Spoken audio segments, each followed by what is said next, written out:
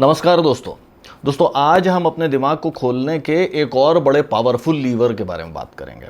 आज हम बात करेंगे कि कंसिस्टेंसी के ट्रैप से, कंसिस्टेंसी के जाल से अपने आप को कैसे बाहर निकाला जाए, कैसे बचा जाए। अगर आपने अब तक सब्सक्राइब नहीं किया है तो सब्सक्राइब करिए और इस बेल आइकॉन को दबाइए। दोस्तों, अक्सर कंसिस्टेंसी को हम एक अनक्वालिफाइड वर्च्यू की तरह लेकर के चलते हैं। आपको बहुत सारे ऐसे आर्टिकल्स मिलेंगे, सेल्फ इंप्रूवमेंट टाइप का लिटरेचर मिलेगा, बहुत सारे वीडियोस मिलेंगे जो आपसे कहते हैं कि भाई you have to be consistent. और कंसिस्टेंसी का मतलब है कि आपका एक्शन एक जैसा होना चाहिए, बिहेवियर एक जैसा होना चाहिए, थॉट्स एक जैसे होने चाहिए, over a period of time same रहने चाहिए। और हम इसको एक blanket one size fits all solution की तरह लेकर के चलते हैं। लेकिन गहरी सोच पर हम ये चीज बार बार कहते हैं कि दुनिया में सारी विजडम कॉन्टेक्चुअल है। जो पदार्थ इतनी क्वांटिटी में दवाई का काम करता है, वही पदार्थ इतनी क्वांटिटी में जहर का काम कर देता है। अब कंसिस्टेंसी को लें, जहां तक एफर्ट का सवाल है कि भाई मैं फिट होना चाहता हूं, मैं कंसिस्टेंटली रोज 1 घंटा एक्सरसाइज करता हूं, या मैं कोई एग्जाम पास करना चाहता हूं, मैं रोज 3 घंटे पढ़ाई करता हूं, या मैं अपना बिजनेस बनाना चाहता हूं, मैं रोज अपने बिजनेस के ऊपर 3-4 घंटे 6 घंटे काम करता हूं। जहां तक एफर्ट की बात है, इस लेवल पे कंसिस्टेंसी अच्छी चीज है। लेकिन अगर आप एक्सरसाइज करने जाते हैं और आप ये कहने लगें कि भैया मैं तो कंसिस्टेंट हूं, मैं तो सेम ही एक्सरसाइज रोज करूंगा, तो वहां आपको सब ऑप्टिमल रिजल्ट मिलने लगेंगे। तो इवन एफर्ट के मामले में बड़े आराम से ये कहा जा सकता है कि हाँ भाई आपका एफर्ट कंसिस्टेंट होना चाहिए। लेकिन उसके भी लेवल्स हैं, उसमें भी devil lies in the details. आप एफर्ट के लेवल पे देखते हैं, टॉप लेवल पे, कि हाँ भैया मुझे रोज 1 घंटा एक्सरसाइज करनी चाहिए, सही बात है, कंसिस्टेंसी अच्छी चीज है। आप एक लेवल और ऊपर नीचे उतर आते हैं कि मैं तो सेम ही एक्सरसाइज करूंगा क्योंकि मैं तो कंसिस्टेंट हूं, गड़बड़ बात है, आपको उतने अच्छे रिजल्ट्स नहीं मिलेंगे। इसी तरीके से आप बिजनेस पे हैं, बिजनेस बनाना चाह रहे हैं, काम कर रहे हैं, आप कहें नहीं मैं तो एक ही एक्शन रिपीट करता रहूंगा। आप काम रोज करें, उस लेवल पे कंसिस्टेंसी सही है। लेकिन अगर थोड़े समय के बाद आपको पता चलता है कि भाई वो काम जो मैं पिछले 6 महीने से कर रहा था वो उतना सही नहीं है, वो उतने स्मार्ट या उतने अच्छे रिजल्ट्स मुझे नहीं दे रहा, तो आपके पास में ये पावर होनी चाहिए कि आप उस काम को चेंज कर सकें। तो सेकंड लेवल पर कंसिस्टेंसी उतनी अच्छी चीज नहीं रह जाती। और ये तो हुई एफर्ट की बात। अब कुछ चीजें होती हैं विचार जैसे, समझ लीजिए आइडियाज।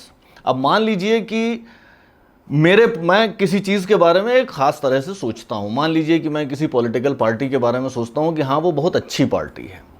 अब कंसिस्टेंसी का क्या मतलब है? कंसिस्टेंसी का मतलब यह है कि वो पार्टी कुछ भी करती रहे लेकिन मैं उसी पार्टी का सपोर्टर बना रहा हूं। या मैं किसी व्यक्ति से मेरा झगड़ा हो गया और मैं जो हूं उससे बात करना नहीं पसंद करता, कुछ समय के बाद उसका बिहेवियर चेंज हो गया, लेकिन कंसिस्टेंसी का एक्सपेक्टेशन ये है कि मेरा पहले झगड़ा हो गया था तो मैं उसी पे टिका रहा हूं। ऑब्वियसली आइडियाज के मामले में तो मैं ये चाहूंगा कि मेरे पास ये फ्रीडम हो, साइकोलॉजिकल फ्रीडम भी हो, कि जहां मुझे कॉन्ट्ररी एविडेंस दिखे मैं अपने आइडिया को चेंज कर सकूं। यानी आइडियाज के मामले में तो इनकंसिस्टेंट होने की पावर होना बहुत जरूरी है। क्योंकि अगर आप आइडियाज के मामले में इनकंसिस्टेंट नहीं हो सकते, इसका मतलब यह है कि आप उस पर्टिकुलर आइडिया से बंध गए हैं। अब आपके सामने चाहे कितना भी कॉन्ट्ररी एविडेंस आ जाए, कितने भी फैक्ट्स ऐसे आ जाएं जो कहें कि वो आइडिया सही नहीं है, फिर भी आप उस आइडिया से चिपके रहेंगे। एफर्ट के मामले में एक लेवल पर कंसिस्टेंसी अच्छी चीज है, आइडियाज के मामले में तो कंसिस्टेंसी बिल्कुल सुइसाइडल है। खासतौर से तब जब आप गहरा सोचना चाहते हैं, आप अपने दिमाग को एक्सपेंड करना चाहते हैं, आप सच को समझना चाहते हैं, अगर आप ट्रुथ को समझना चाहते हैं, तो आपके पास ये फ्रीडम होना बहुत जरूरी है कि आप जो आइडिया ट्रुथ की कसौटी पे खरा नहीं उतर रहा उसको आप रिजेक्ट कर सकें। कंसिस्टेंसी की एक्सपेक्टेशन हमें ये नहीं करने देती। इसी तरीके से अक्सर कहा जाता है कि अरे फला आदमी कैसा है, अपनी बात पे नहीं टिकता, या फला आदमी थाली का बैंगन है। अब इस चीज को भी नजदीक से देखने की जरूरत है। अगर मैं आपसे कुछ प्रॉमिस करता हूं तो मुझे उस पर टिके रहना चाहिए, मुझे अपनी बात पे कंसिस्टेंट होना चाहिए। अगर मैं कहता हूं कि भाई आप मेरे लिए ये सर्विस प्रोवाइड करिए, मैं आपको इतना रुपया दूंगा, अगले दिन भी मुझे उस बात पे कंसिस्टेंट रहना होगा और मुझे आपको वो उतना रुपया देना रहेगा। लेकिन बात पे टिके रहने का मतलब है कल अगर मैं किसी चीज़ के बारे में, कल अगर मैं आपके काम के बारे में एक खास ओपिनियन रखता था, आज मुझे कुछ नई इन्फॉर्मेशन मिली, मैं अपनी ओपिनियन को चेंज कर दूंगा। तो जब हम ये कहते हैं कि आपको अपनी बात पे टिके रहना है, आपको अपने प्रोमिसेस पे तो टिके रहना है, अपने विचारों पे टिके रहना ज़रूरी नहीं है। या कल जो मैं बात कह रहा था उसके ऊपर आज टिका रहूं, अगर मैंने आपको प्रॉमिस किया उसके ऊपर टिकूं, सही बात है, क्योंकि वो लॉन्ग टर्म में मुझे नुकसान करने लग जाएगा। अगर आप ये जानते हैं कि भाई ये आदमी जो है अपनी प्रोमिसेस पे भी कंसिस्टेंट नहीं है, तो आप मेरी प्रोमिसेस पे बिलीव करना बंद कर देंगे, तो वो लॉन्ग टर्म में मुझे नुकसान करेगा। तो प्रोमिसेस के ऊपर तो ऑब्वियसली मुझे कंसिस्टेंट रहना है, लेकिन जहाँ तक विचारों की, जहाँ तक ओपिनियन की, जहाँ तक आइडियोलॉजिकल सपोर्ट की बात है, वहाँ पर तो कंसिस्टेंसी मेरे पैरों में चेन की तरह ही काम कर रही है। और इसी वजह से आप देखेंगे कि अपने आसपास हम लोग अगर एक बार किसी खास विचार का समर्थन करने लग जाते हैं, किसी आइडियोलॉजी का समर्थन करने लग जाते हैं, किसी पार्टी का, किसी एक्टर के फ़ैन बन जाते हैं, किसी खिलाड़ी के फ़ैन बन जाते हैं, तो फिर चाहे कितना भी कॉन्ट्ररी एविडेंस आ जाए, हम उसको आसानी से चेंज नहीं करना चाहते। हम इंसानों के अंदर भी एक कंसिस्टेंसी की टेंडेंसी होती ही है, ये हमने देखा ही था कि भाई हमारे अंदर एक टेंडेंसी होती है जो ऑर्गेनिक एवोल्यूशन से आई, जिससे हम एक बार जो हमारे दिमाग में मेंटल मॉडल्स बन जाते हैं उनको हम प्रिजर्व रखते हैं। ऑब्वियसली सच की खोज करने वाले के लिए, गहरा सोचने की कोशिश करने वाले के लिए तो ये चीज़ सही नहीं है, क्योंकि गहरा सोचने की कोशिश करने वाले को ये फ्रीडम ज़रूर होनी चाहिए कि अगर मेरा पुराना मेंटल मॉडल आज गलत साबित हो रहा है तो मैं उस मेंटल मॉडल को चेंज कर सकूं। तो एक तो जो हमारा बायोलॉजिकल इंपेरेटिव है कि भैया अपने मेंटल मॉडल बचा के रखो, और दूसरा ये सोशल कंडीशनिंग जो हमें ये सिखाती है कि अपने विचार चेंज कर लेना बुरी बात है, आप थाली के बैंगन हो गए, या आप टर्नकोट हो गए, या आप जो हैं वो बड़े अपॉर्चुनिस्ट हैं। आइडिया के मामले में तो आदमी को अपॉर्चुनिस्ट होना ही चाहिए। और कंसिस्टेंसी को देखने का एक और बड़ा मज़ेदार एंगल है, आप एक ऑफिस इमेजिन करिए जिसमें तरह तरह के लोग काम करते हैं। सबसे ज़्यादा कंसिस्टेंट शेड्यूल किसका होता है? आप ध्यान दें तो पाएंगे कि जो व्यक्ति सवेरे उठ कर के आता है, ऑफिस खोलता है, उसमें सफाई करता है, सारी चीज़ें सही लगाता है, एसी वगैरह ऑन करता है, सारी चीज़ें इंश्योर करता है, हाउस कीपिंग की जो पब्लिक रहती है, उनका शेड्यूल सबसे ज़्यादा कंसिस्टेंट होता है। उनको उतने बजे आना ही आना है, ऑफिस खोलना ही खोलना है। अच्छा, जो फ्रेशर्स होंगे, इंटर्न्स होंगे, जो जूनियर्स होते हैं, वो अगर थोड़ा लेट हो जाएं तो बॉस उनको कस के फायर कर देता है, डांटने लग जाता है। जो सीनियर मैनेजर्स होंगे वो 4-5 मिनट लेट भी हो जाएं तो भी चल जाता है, उनके पास ये फ्लेक्सिबिलिटी रहती है कि हाँ भैया ठीक है, बहुत काम करते हैं, ये बहुत रिजल्ट लेकर के आते हैं, ऐसा है वैसा है, और इनको थोड़ा फ्लेक्सिबिलिटी रहती है। और फिर आइए बॉस के ऊपर, जो सबसे ऊपर बैठा होता है, उसका शेड्यूल सबसे ज़्यादा इनकंसिस्टेंट होता है। कभी वो आफ्टरनून में आएगा, कभी दिन भर नहीं आएगा, कभी शाम को आएगा, कभी सवेरे आकर के पूरा दिन बैठा रहेगा। ऑब्वियसली और फैक्टर्स हैं, बॉस को और सारे काम हैं, मीटिंग्स हैं, ये है वो है, दिन भर ऑफिस में नहीं रह सकता।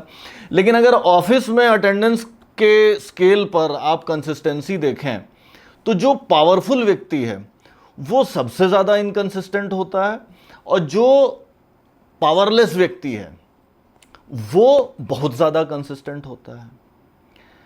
अगर आप इस चश्मे से देखें तो कहीं ना कहीं हमें यह समझ में आता है कि इनकंसिस्टेंसी जो है वो एक्चुअल में एक पावर है। मेरे पास अपना रेस्पॉन्स चूज करने की फ्रीडम है, मेरे पास अपने एक्शन को चूज करने की फ्रीडम है। और जिन लोगों के ऊपर कंसिस्टेंसी की एक्सपेक्टेशन लगाई जाती है, कहीं ना कहीं वो सिस्टम में पावरलेस लोग होते हैं। अगर मैं अपने आप को पूरी तरीके से कंसिस्टेंट बना लेता हूं कि भैया मैं ये काम करूंगा, ये विचार रखूंगा, ऐसे सोचूंगा, ऐसे लोगों से बात करूंगा और ऐसे ही करूंगा, काफ़ी कुछ वैसा ही हो गया कि जैसे जब कमांडो जाता है लड़ने के लिए तो एक राइफल रखी उसने, एक हैंडगन रखी, पिस्टल टाइप कुछ रखा, एक नाइफ रखा, एक कुछ हैंड ग्रेनेड्स रखे, 4-5 तरह के हथियार रखे।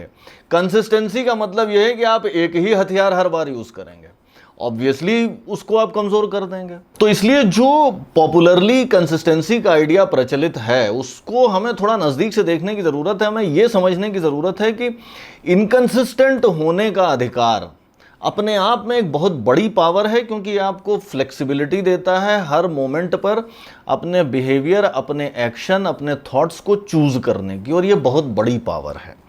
हाँ, एक्शन के मामले में कंसिस्टेंट होना चाहिए, सिंपल सी चीज़ है। मैं रोज़ रोज़ काम करता रहूँगा तभी वो ओवर टाइम जा कर के कुछ बड़ा स्केल पे पहुँचेगी। या इसी तरीके से अगर मैं किसी से कुछ प्रॉमिस करता हूँ उसके ऊपर मुझे टिके रहना चाहिए, क्योंकि सारा सिस्टम प्रॉमिस के ऊपर चलता है। और अगर लोगों को ऐसा लगता है कि मैं अपनी बात पे नहीं टिका रहता तो वो मेरे ऊपर भरोसा करना बंद कर देंगे, मेरे साथ कामकाज करना बंद कर देंगे। लेकिन विचारों के मामले में, सोचने के मामले में, नई सिचुएशन में अपना नया रिस्पॉन्स रख पाने के मामले में उतनी आज़ादी तो होनी चाहिए। और वही परिभाषा है इनकंसिस्टेंसी की। यानी अगर आप खुले दिमाग से सोचना चाहते हैं तो कंसिस्टेंसी के शिकंजे से बाहर निकलिए। आप ये समझिए कि इनकंसिस्टेंसी या अपना रेस्पॉन्स, अपने विचार चूज कर पाने की, रिन्यू कर पाने की, पुराने विचारों को उठा करके फेंक पाने की पावर बेसिक गहरी सोच का मंत्र है। अगर मेरे पास ये ऑप्शन नहीं है कि मैं अपने पुराने जो सड़ गल चुके हैं विचार, या जो अब स्केल को या क्राइटेरिया को, ट्रुथ के क्राइटेरिया को नहीं सेटिस्फाई कर पाते, उनको डिस्कार्ड नहीं कर सकता मैं, तब तो मैं जड़ हो गया ना। तब तो फिर मैं अटका ही हूँ उन्हीं चीज़ों में, मैं अच्छा सोच ही नहीं रहा।